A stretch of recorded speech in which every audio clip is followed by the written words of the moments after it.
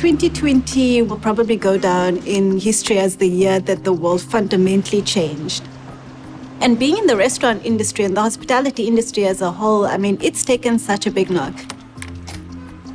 I'm an engineer and I do have an engineering company, but I absolutely love food. And I just felt that there wasn't really great halal Turkish restaurants in Cape Town. I was coming in with a fully halal restaurant concept, no alcohol. They said, you're never going to survive. And I said, guys, I've done my numbers. I've got the business plan. This is going to work. And I had this kind of dogged faith in and belief that this has to work. And here we are, almost 3 restaurants later. March 2020 rolled in. Suddenly, within 4 days' notice, our government goes full lockdown. You're not allowed to go outside. All businesses have to close.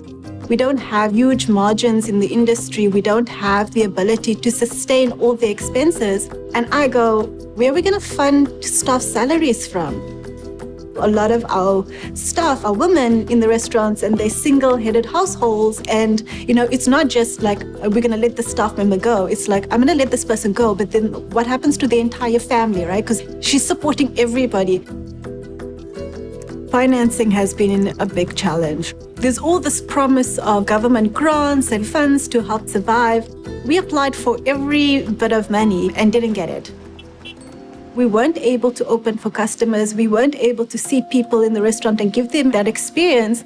So we sat down and we went, how is it that we create this dining experience at home? And a restaurant that was not really focused on delivery, suddenly, I'm setting up a website, I'm setting up a Shopify account so that you can buy food online, setting up a whole delivery system, just because the current delivery system is quite expensive. They take 30%, which, that's our margins right there.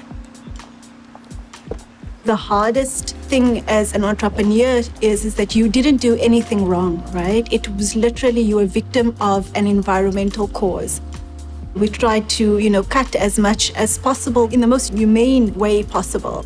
And what we said to our staff was, we absolutely love you guys. This is a really tough situation for all of us. And when the restaurants open again, we will bring you back. This pandemic has really taken its toll on women. So my plea is, let's put women in the center of economic recovery because women are central to the economy.